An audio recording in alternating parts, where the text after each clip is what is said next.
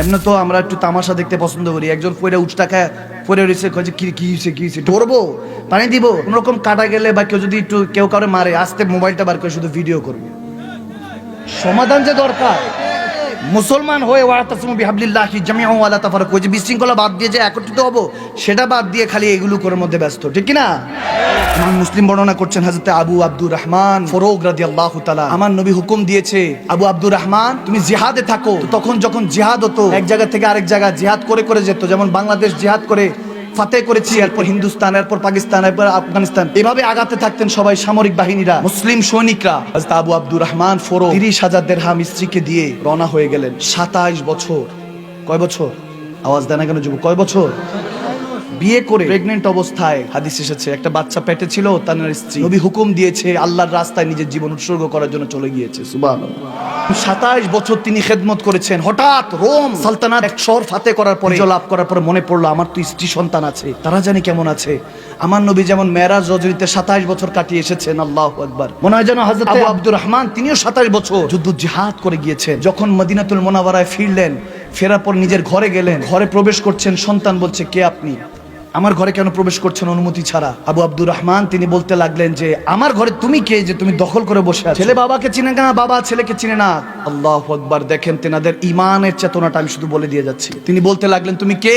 হট্টগোল হয়ে গেল, মদিনাবাসীরা সব কাছাকাছি চলে আসলো। কি হয়েছে কি হয়েছে? আবু আব্দুর রহমান ফারুক রাদিয়াল্লাহু তাআলা যখন বললেন যেটা আমার ঘর, ভিতর থেকে ওনার স্ত্রী, ওনার জওজা দেখতেছে যে কে ঝগড়া করে বা কি হয়েছে, আড়াল থেকে দেখতেছে ওনার স্বামী ফিরেছে। ডাক দিলেন ওনার ছেলেকে, ওনার নাম ছিল হযরত রাবিয়া, রাবিয়া না রাবিয়া, আবার এসেছে রাবিয়া রাদিয়াল্লাহু তাআলা, যিনি হযরত ইমাম হাসান বসরির শেখ, ইমাম মালিকের শেখ। সুবহানাল্লাহ বলেন। ছেলেকে ডাক দিলেন, বলতেছে তোমার ওয়ালিদ সাহেব, তোমার বাবা। বাবা ছেলেকে জড়িয়ে কান্না করলেন। হাদিসে মুবারাকার মধ্যে যখন এটা পড়ছিলাম তখন মনে পড়লো কোরআনের মধ্যে দুইজন বাবা ছেলের রিশতার কথা বলা হয়েছে, বিশেষ করে হযরত ইউসুফ আর হযরত ইয়াকুব আলাইহিস সালাম, আর হলো হযরত ইব্রাহিম আলাইহিস সালাম, হযরত ইসমাঈল আলাইহিস সালাম। সুবহানাল্লাহ। বাবা ছেলের প্রেমটা বুঝিয়েছেন রব্বে করিম। কত দায়িত্ব। বাবাকে কখনো তুচ্ছ তাচ্ছিল্য করবেন না যে বাবা আমার জন্য কি করেছো, প্রশ্ন করেন না। কদমের মধ্যে চুমু দিয়ে বললেন যে বাবা তোমার ঋণ শোধ করা সম্ভব। মার কাছে জান্নাত উম্মি উম্মি উম্মি, মা 3 বার বলেছে। মায়ের কষ্ট আপনি বুঝবেন না। নারীকে আপনি কলঙ্কিত করছেন, খারাপ কথা বলছেন কোন মা বোনকে, যা ইচ্ছা তা লেখে। ঠিক আছে সে উলঙ্গ চলাফেরা করছে, দায়ুস হয়ে গিয়েছে, আর দায়ুস লা ইয়াদখুলুল জান্নাহ, ঠিক আছে আমরা বুঝলাম, দায়ুস হয়ে গিয়েছে, তাকে জান্নাতের সুগন্ধ নেই পাবে না। আপনি আফসোস করেন যে আল্লাহ তাকে তো জান্নাতের সুগন্ধ দিবা না। আমি তো জানি তুমি যে আমাকে রেখেছো, তুমি আমাকে এখানে দায়েম কায়েম থাকার তৌফিক দান করো, আমিন। কেন এখানে যে বাজে কমেন্টস করে আসেন, খারাপ লেখেন? যেদিন মেয়ের বাবা হবেন ওদিন বুঝবেন মা জাতি নারী জাতির সম্মান কোথায়, ঠিক না?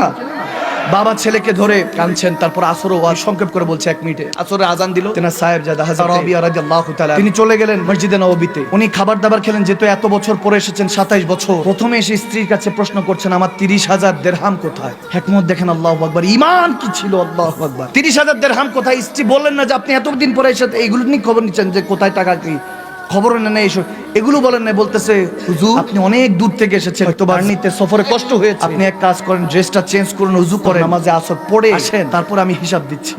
আল্লাহু আকবার। আব্দুর রহমান ফারুক রাদিয়াল্লাহু তাআলা ওযু করে চলে গেলেন মসজিদে নববীতে। নামাজ আদায় হয়ে গিয়েছিল ততক্ষণে, উনি নামাজ আদায় করলেন। আদায় করার পরে দেখতেছেন একজন খুব ইয়ং করে পাগড়ি বাঁধা, সাদা পাগড়ি, সাদা পোশাক পরা, তিনি বসে বসে দারাজ দিচ্ছেন। আর যাদের দারাজ দিচ্ছেন সবাই বলতেছে জানো আজকে ইমাম মালিক এসেছে, হাসান বসরি আলাইহিস সালাম এসেছে, বড় বড় হাস্তিরা এসেছেন। আর পড়াচ্ছে কি জানো? ওই যে 27 বছর আগে একজন আল্লাহ ওয়ালা চলে গিয়েছে নবীর হুকুমে, আবু আব্দুর রহমান ফারুক রাদিয়াল্লাহু তাআলার সুযোগ্য শাহজাদা হযরত রাবিয়া রাদিয়াল্লাহু, সুবহানাল্লাহ। তিনি যখন কাছাকাছি বলেন যে যুবকটাকে, একজন বলছে আপনি চিনেন না, ইনি তো আবি আব্দুর রহমান ফারুক রাদিয়াল্লাহু তাআলার সাহেবজাদা, এখন মুহাদ্দিসে আজম, মসজিদে নববীতে খেদমত করছেন। চোখের পানি ছেড়ে দিলেন, বলতেছে ইয়া রাসূলুল্লাহ সাদাকতা, আপনি সত্যই বলেছেন, আমি আল্লাহর রাস্তায় ছিলাম, আমার সন্তানের এই অবস্থা আল্লাহ খেয়াল রেখেছেন। শুধু মানুষ বানান নাই, ইমামগণদেরকে পড়াচ্ছেন, মুহাদ্দিসে আজম বানিয়ে দিয়েছেন। উনি কাঁদতে কাঁদতে ঘরে গেল। যখন চোখ দিয়ে পানি পড়ছে ওনার স্ত্রী বুঝতে পেরেছে এটা উত্তর দেওয়ার ছিল, বুঝে গিয়েছে। স্ত্রী কাছে আসলেন, বললেন আমার নবী, আমার আল্লাহ আপনাকে ছেড়ে যান নাই। নিশ্চয় নবী মুমিনের জানের চাইতে নিকটে, নবী আওলা বিল মুমিনিনা মিন আনফুসিহিম, নাহনু আকরাবু ইলাইহি মিন হাবলিল ওয়ারিদ। আল্লাহ সাহারাকে রগের চাইতে নিকটে, আল্লাহর রাসূল আছে। তখন বলতেছে খাতুন আমি বুঝতে পেরেছি তুমি 30,000 দিরহাম কোথায় খরচ করেছো, তুমি একটা আলেমের দ্বীন বানিয়েছো আমার সন্তানকে। আমার তোমার কাছে আর কিছু চাওয়ার নেই, শুধু আখিরাতে চাই। আল্লাহ যেই নবীর জন্য এত কিছু কোরবানি করেছি, সেই নবীর উম্মতটা যাতে দিনদার হয়ে যায়, সেই নবীর উম্মতটা যাতে নামাজি হয়ে যায়, তাহাজ্জুদ গুজার হয়ে যায়, সেই নবীর উম্মতটা গোলামরা যাতে রোজাদার হয়ে যায়। স্বামী তার স্ত্রীকে সম্মান করে ভালোবাসে, স্ত্রী তার স্বামীকে ভালোবাসে, মা বাবা তার সন্তানকে, সন্তান তার মা বাবাকে ভালোবাসে। বলতেছে নবীর মিলাদুন নবী না যায়, আর নবী না আসার আগে ছেলে মার গলার পেঁচিয়ে বাজারে বিক্রি করে দিয়ে নবী আমার কদম না দিলে বাবা মেয়েকে জীবন্ত পুঁতে ফেলতো। ওই নবী এসে ইনসানিয়াত ইমানিয়াতের দাওয়াত দিয়ে এই মুসলিম উম্মাহকে পৃথিবীকে শিক্ষা দিয়েছেন নাসরুম মিনাল্লাহ ওয়া ফাতুন কারীম। মুমিন ভয় পাস না, তুই যতক্ষণ আছিস তোর রব ততক্ষণ আছে, তুই ভরসা রাখ আল্লাহর উপরে, নিশ্চয় বিজয় আল্লাহ একদিন তোর জন্য কিসমত রেখে দিয়েছে, ঠিক কি না?